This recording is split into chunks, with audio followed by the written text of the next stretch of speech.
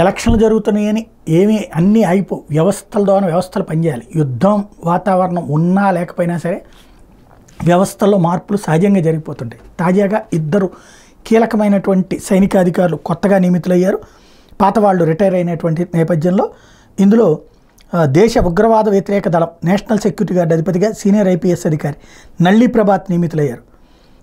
ఆయన నియామకానికి కేబినెట్లో నియామకాల కమిటీ ఆమోదం తెలిపింది. 1982 బ్యాచ్ ఆంధ్రప్రదేశ్ క్యాడర్ అయిన ప్రభాత్ సిఆర్పీఎఫ్ అదనపు డైరెక్టర్ జనరల్గా ఉన్నారు. 2028 ఆగస్టు 31 తేదీ వరకు ఎన్ఎస్జీ చీఫ్గా ఆయన కొనసాగుతారని సిబ్బంది వ్యవహారాల శాఖ ఉత్తర్వులో పేర్కొంది. ఇది చాలా కీలకమైనటువంటి అంశం. భారతదేశంలో ఆంధ్రప్రదేశ్కి సంబంధించినటువంటి వ్యక్తి ఏకంగా ఎన్ఎస్జీ చీఫ్గా నళిని ప్రభాత్ గారు బాగా అందరికీ సుపరిచితులే. ఆంధ్రప్రదేశ్లోను తెలంగాణలో కూడా, అంటే అప్పుడు ఉమ్మడిగా ఉన్నది కాబట్టి ఆయన కీలకమైనటువంటి పొజిషన్లోకి వచ్చారు. అట్లాగే నేవీ చీఫ్గా దినేష్ త్రిపాఠి, భారత నావికాదళం నూతన అధిపతిగా వైస్ అడ్మిరల్ దినేష్ త్రిపాఠి నియమితులయ్యారు. ప్రస్తుతం నేవీ స్టాఫ్ వైస్ చీఫ్గా బాధ్యతలు నిర్వర్తిస్తున్నటువంటి వైస్ అడ్మిరల్ త్రిపాఠి ఈ నెల 30వ తేదీ నుంచి మధ్యాహ్నం నుంచి నేవీ చీఫ్గా బాధ్యతలు చేపడతారని రక్షణ శాఖ ప్రకటించింది. 1964 మే 15వ తేదీని జన్మించిన ఆయన 1985 జూలై 1వ తేదీన భారత నేవీ ఎగ్జిక్యూటివ్ విభాగంలో చేరారు.